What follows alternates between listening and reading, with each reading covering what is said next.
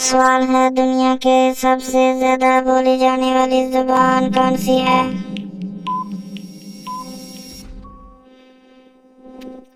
جواب ہے چینی میڈرن۔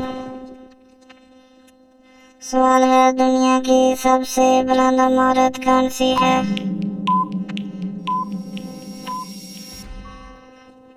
جواب ہے برج خلیفہ۔ سوال ہے آزادی کا مجسمہ کس ملک میں واقع ہے؟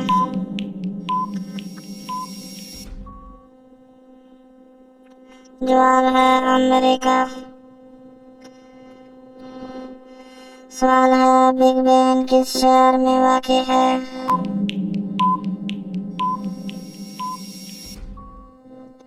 جواب ہے لندن۔